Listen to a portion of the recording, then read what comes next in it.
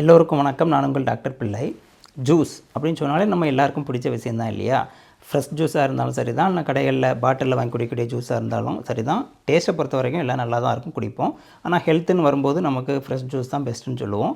கடையில் வாங்கி குடிக்கிறது ப்ரிசர்வேட்டிவ் நிறைய வைப்பாங்க, கெடாமல் இருக்கிறதுக்கு. அது நோய்களை தான் உண்டு பண்ணும். ஃப்ரெஷ் ஜூஸ்லேயே பார்த்தீங்கன்னா இன்றைக்கெல்லாம் சுகர் பேஷண்ட்டு எல்லா ஃப்ரூட்டையும் சாப்பிட முடியாது, எல்லா ஜூஸையும் குடிக்க முடியாது. ஏன்னா சுகர் அது ஸ்பைக் பண்ணிடும். இந்த மாதிரி பல்வேறு விதமான தடைகள் நம்ம ஜூஸ் குடிக்கும்போது இருக்க தான் செய்யுது. குழந்தைகள்லேருந்து பெரியவங்க வரைக்கும் ஜூஸ் ரொம்ப முக்கியம் இல்லையா? ஏதாவது ஃபங்க்ஷன் போனோம், திருமண வீட்டுக்கு போகிறோம் அப்படின்னா கப்பில் ஜூஸ் தான் தருவாங்க. ஏன்னா உடனடியான ஒரு எனர்ஜி அதனால் நம்மளுக்கு கிடைக்கும்.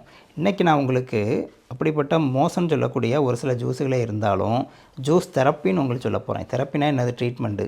ஜூஸ் தெரப்பிங்கும்போது ஜூஸை யூஸ் பண்ணி நம்ம என்னென்ன வியாதிகளை குணப்படுத்த முடியும், அதாவது என்னென்ன ஜூஸ் குடித்தா என்னென்ன வியாதிகள் சரியாகும், அதை பற்றி நம்ம பார்க்க போகிறோம்.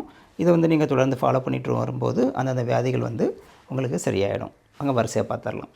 முதலாவது பார்த்திங்கன்னா, நம்மளுக்கு அப்பப்போ கோல்டு, ஃப்ளூ, முக்கியமாக இந்த சீசனல்னு சொல்லுவோம் இல்லையா? குளிர்காலம் வந்துட்டாலே உடனே நம்மளுக்கு எல்லாமே வந்துடும். முக்கியமான விஷயம், குளிர்காலம் வந்தாச்சுன்னா ஜூஸ்லாம் குடிக்கக்கூடாது, சளி பிடிக்கும், காய்ச்சல் வரும் அப்படிலாம் சொல்லுவாங்க. அப்படிலாம் கிடையாதுங்க. ஃப்ரிட்ஜில் வைக்காமல் இருந்தாலே சரி தான். ஏன்னா நான் சொல்லக்கூடிய எல்லா ஜூஸுமே நீங்கள் ஃப்ரிட்ஜில் வைக்காமல் சாப்பிடணும், ஃப்ரெஷ்ஷாக சாப்பிட பாருங்கள். அப்போ தான் பெனிஃபிட்டு. ஃப்ரிட்ஜில் வச்சுட்டு அதோட கேரக்டரே மாறி போயிடும், அது எஃபெக்ட்டும் குறைஞ்சி போயிடும், அது நோய்களை தான் உண்டாக்கும். அதனால் ஃப்ரெஷ்ஷாக இதை நீங்கள் குடிக்க பார்க்கலாம். அப்போ இந்த கோல்டு ஃப்ளூ அதிகமாக வந்துகிட்டே இருக்குது ஃப்ரீக்வெண்ட்டாக அப்படின்னா நம்மளுக்கு நோய் எதிர்ப்பு சக்தி உடம்புல கம்மியாக இருக்குன்னு அர்த்தம். அப்போ அதை கூட்டுறதுக்கு என்ன ஜூஸ் குடிக்கணும்னு பார்த்தீங்கன்னா, பைனாப்பிள் இருக்கு இல்லையா, அன்னாச்சி பழம், அது கூட இஞ்சி, பூண்டு மூணையும் சேர்த்து போட்டு ஒரு ஜூஸ் மாதிரி நம்ம குடிக்கணும்.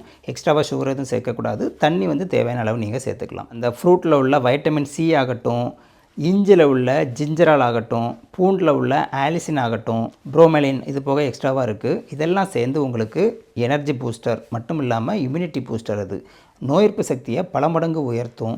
இதனால் அடிக்கடி வரக்கூடிய ஃப்ளூ இந்த மாதிரி வியாதிகள் கட்டுப்படுத்தப்படும். அதுக்காக காய்ச்சல் வந்தால் இது மட்டுமே குடித்தா சரியாகாதுங்க. காய்ச்சல் வந்துச்சு அப்படின்னா நீங்கள் மருத்துவரை பார்த்து மருந்து மாத்திரை சாப்பிடணும். இது போக அடிஷ்னலாக இதை குடிச்சிக்கலாம். இது வராமல் இருக்கிறதுக்கு இதை தொடர்ந்து ஃபாலோ பண்ணுங்கன்னு சொல்கிறேன். ரெண்டாவது பார்த்திங்கன்னா தலைவலி. சில பேர் சரியாக தண்ணிலாம் குடிக்க மாட்டேங்கிறாங்க, டீஹைட்ரேஷன் வரும். இதனாலேயே பார்த்திங்கன்னா மூளை செல்கள்லாம் ஒரு மாதிரி ட்ரை ஆகி இதனால் தலைவலி வரும். அப்போ இந்த ஹைட்ரேஷன் பிரச்சனையால் வந்த தலைவலிக்கு தண்ணி நிறைய குடிக்கணும். அது மட்டும் பத்தாது, வெள்ளரிக்காய், செலரி, க்ரீன் ஆப்பிள், இந்த 3 கலந்த ஒரு ஜூஸ் மாதிரி குடிச்சிட்டு வந்தீங்கன்னா தர்பூசணி வேணாலும் தனியாக குடிச்சிக்கலாம். இது உங்களுக்கு உடம்புல ஹைட்ரேஷன் அதிகப்படுத்தி தலைவலியை குறைக்கும். மூணாவது விஷயம் பார்த்திங்கன்னா, மலச்சிக்கல்னு சொல்லக்கூடிய கான்ஸ்டிபேஷன். இது பார்த்திங்கன்னா உடம்புல நீர்ச்சத்து, நார்ச்சத்து கம்மியாக இருக்கனால தாங்க வருது.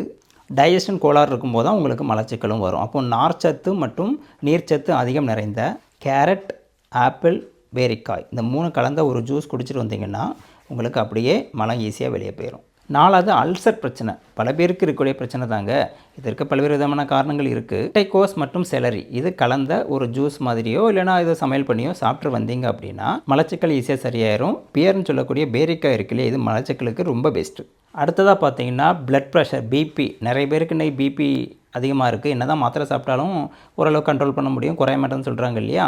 அவங்க குடிக்க வேண்டிய ஜூஸ் என்ன தெரியுமா? பீட்ரூட், ஆப்பிள், ஜிஞ்சர், இந்த 3 கலந்த ஜூஸை குடிச்சிட்டு வந்தாங்கன்னா உடம்புல ரத்த ஓட்டம், பிளட் ஃப்ளோ அதிகரிக்கும்.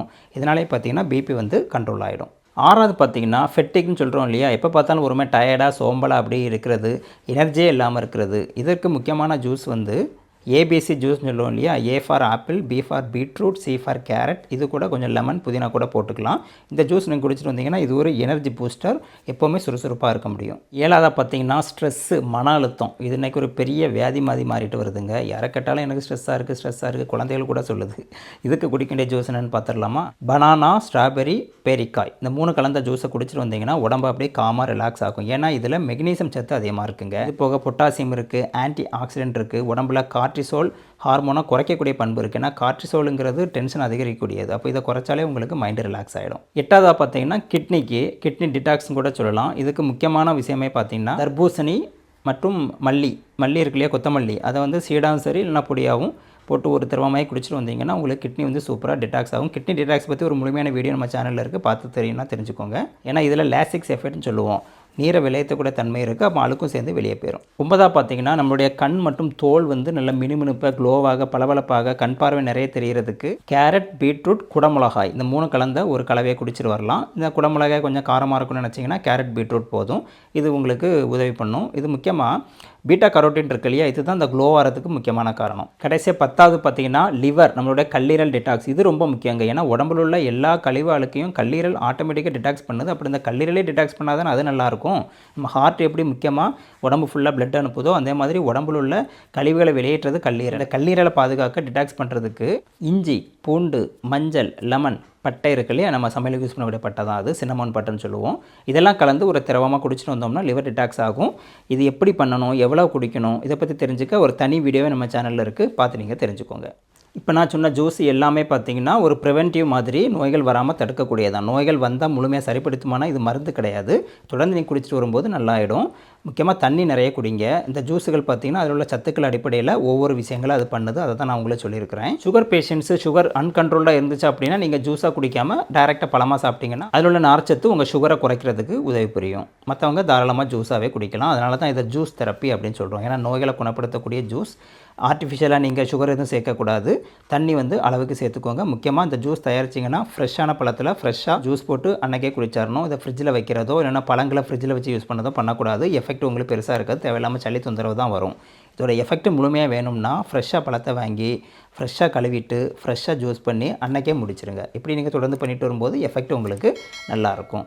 இது முக்கியமான விஷயம் நினச்சிங்கன்னா உங்களை சுற்றியுள்ள ஃப்ரெண்ட்ஸு, ஃபேமிலி மெம்பர் எல்லாருக்குமே ஷேர் பண்ணுங்கள். வழக்கம் போல் லைக் பண்ணுங்கள், சப்ஸ்கிரைப் பண்ணுங்கள். மீண்டும் அடுத்த வீடியோவில் சந்திக்கலாம். நன்றி, வணக்கம்.